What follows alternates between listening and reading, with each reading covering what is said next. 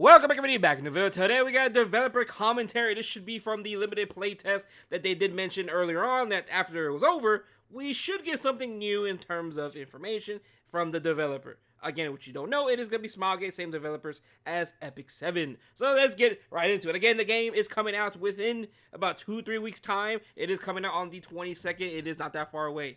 It is right around the corner. So let's dive into it, right? So, surely, they hit the marks, right? Again, on the playtest, if you don't know, we weren't playing the current build, right? So, from what we know already, the current build kind of fixed a lot of the problems we did have inside of the playtest build, which is a very good sign, right? So obviously, let's look what he says. 10,000 people participated in the survey, and it was over. 71% of participation reached captain level 20 or higher. I would think a lot of people did that. It was kind of easy, you know. 80% play for over an hour on average. Hey, I'm one of those. Easily. I will say, the game was very, very fun. Again, I like this. Which content did you enjoy the most? Let's see. Deck building battles, 31%. This is about from 21,000 responses, okay. Story like the 15% like story. All right, 6% like the Arc City. 13% like the mental breakdown. I like that a lot. Save data farming, 18% like that. Do I care for that? Did I care for save data? Oh, never mind. I did. I was confusing that with something else. Character progression is 70%. Overall, I like that. I'm surprised. I'm surprised some people like Dark City. I mean, it is nice and all, but like, out of everything there, really Arc City? But let's look at this. Based on the current content, which areas do you think need improvement? Ooh, okay, this is a good one. Character progression, 23%. Okay. Deck building battles, 15. I felt like deck building, my biggest concern was more about the cards itself, not really having information. But from what we did see in the current build, it fixed that issue. Story, I do think story needs to be fixed just a little bit. Arc City, I didn't have really a problem with Arc City, but I'm gonna be honest, I did not really explore that much in terms of Arc City. I just went in there, did some certain stuff and left. Mental breakdown system, I like that, but it was kind of annoying because once you get broken, that's it. It's very, very hard to get it back and just get rid of your sanity, right? At that point, because once it cycles into a sanity, into another break, it just keeps on cycling, and it's kind of impossible for it not to happen again in the same run. It's kind of a yikes, so hopefully they do address that as well. Save data farming, I have no issue with that, so I'm surprised people ask for more. I think it's already good as is. So let's continue on. Character growth, save data, farming need improvement. I mean, it is a PvE game, right? So let's get into it, right? Understand, even with the fun seeds generated brings, we have a lot to improve. Again, they are very transparent, and they are very quick to acknowledge things, which is very, very nice. Right? Again, 2-3 weeks away at this point. Let's see what they want to mention, right? Again, the biggest thing for me was the cards. I know for everyone else, it's the gacha system as well, because the gacha system, no one likes the 50-50 and how some banners are limited, or if we don't know if characters are limited or not. So, scenario team. Okay, let's look at this. Story, okay, they're touching on story. Okay, again, story, in my opinion, definitely needed some tweaking. It really did, in terms of how tie it together, in my opinion. It definitely needed a little bit more tweaking.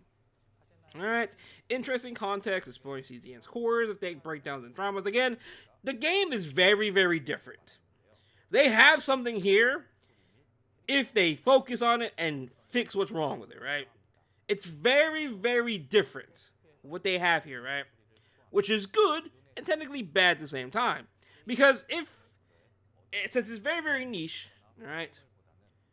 And if there's a lot of issues, there's already that's already bad. That's already a bad sign, right? Because again, just that whole aspect of the game is basically dark. Literally. And like they mentioned in here, right? And with this story, we want to avoid making the overall tone of the game feel overly heavy. Well, okay. Create a calm, restful space that contrasts with the darker chaos everywhere. Okay. Tone down parts of the game. What? That feel too out of sync? Okay, good. That's actually a good sign, because again, I want them to focus on the whole trauma. That's the whole point of the game that we did see. Everything we've seen in terms of trailers and all that is trauma. right? Breakdowns, darkness, focus on that, emphasize on that. So hopefully, like they did mention here, to just focus on that one area, right? I like the mixture between both, but focusing on the mental breakdowns, because obviously the game is very, very different than what we normally do have. They have something here. So again, hopefully they do it. Stories are a bit more serious than main storyline. Okay, that is good. We are also preparing stories beyond Trauma Code. Ooh, okay. Connect with agents in quieter moments off the battlefield. Okay. Okay, I like that already. After launch, the main story will continue through Season of Galactic Calamity updates. Okay. Ooh. The new characters that we cannot get yet. I cannot wait. Again, there is still a lot of characters in this game that we did not see in the limited playtest beta, so I cannot wait. All right. Talking about the chaos. I don't mind it. Again, I like this. Pros were disappointed that the stories. There you go. That's what the biggest complaint I did see was that. So that is very, very nice. They are addressing that, and clear sense was to work for. I like that. Again, they can't fix everything because the game's coming out within 3 weeks. But again, I fully expected it to be a lot different than what it currently was, especially since we were on an older build. Very, very nice. I was not expecting them to touch story, honestly, just from, let's be honest, story's kind of the main thing in the game as well. So I wasn't really expecting them to touch it, but it's nice to know that they are. Ooh, artwork. All right, let's look at it. So again, if you don't know, there was a whole video in terms of people thinking it was AI or all that. And I think the art was very, very nice. But of course, if you have not been with Smilegate and Epic 7 as well, they can be very, very inconsistent when it comes to artworks. So them addressing it, I like that. We did have high quality. There was called what is it called in E7? There's something in there where we can. It's automatically downloaded now, but it made the graphics much more higher quality, right? But again, they are enhancing it, which again, I'm happy for. If you played E7, you know they can really do some good art. So again, I am not surprised there are some inconsistencies. That's just the gist of it, of being with the company or playing their company games at this point for a while. E7, now CZN. We saw the issues. It was to be expected. I'm not surprised, honestly. But, at least they are focusing on that and giving more characters personality and more better animations. I like that. I'm not complaining. Ooh, I actually like that a lot, what we just saw. Optimizing the game so it runs smoother across most devices. Okay. Very, very nice. We survey players report issues like overheating. Overheating? Bro, I have a 1080. My PC hasn't had a single problem. Okay. There's no way people's PCs are worse than mine. This PC is like old, bad, gone. So I am surprised people are having issues with the game. Alright. Rainy maps. Fixing that now. Okay, fine by me. Again, I didn't have much with the artwork besides inconsistencies, but I think that's everybody. I don't think it's just. I think it's just. I didn't have much with it. Alright. Let's go on to the next topic. What could it possibly be? Gacha system. I think talking about gacha system will be very, very good. Combat and content? Okay, that's a good one as well. Alright, combat team.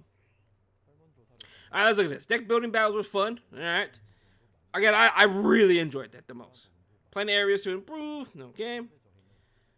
Before the official launch. What can they focus on in terms of combat? Again, it's more about the text. I need more text. Be more thorough in terms of what the cards can do and can't do. The buffs, debuffs. There is quite a bit in the game that we have no idea what it did. But obviously, thanks to people having it and knowing and actually making a whole website for it, it's much, much easier, right? Now, the websites, I'm not really going to talk about them now, but it's a whole different video in itself. So let's look at it. What can it be? Publishers to improve translation quality? Yes, that'll be very, very nice as well. The Voyage, more road-like experiences in game? Okay. Manifestation. I will say the Chaos Manifestation, if that's what it's called, it was very, very fun. It was actually very, very fun. The whole labyrinth system, I really enjoyed that. Now, we have that in E7. I'm going to be honest, in E7 didn't do that great. I didn't really care for it in E7. But here, it feels very, very good. And I like that. Alright, let's see what else.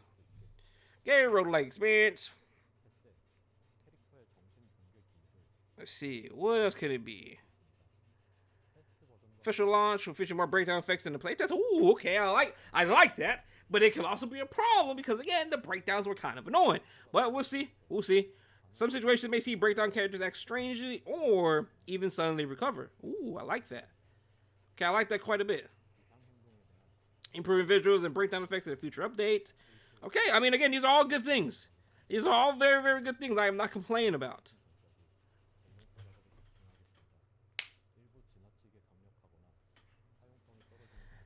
Underused will be adjusted based on the data. Infinity values are getting rebalanced. Oh, thank you.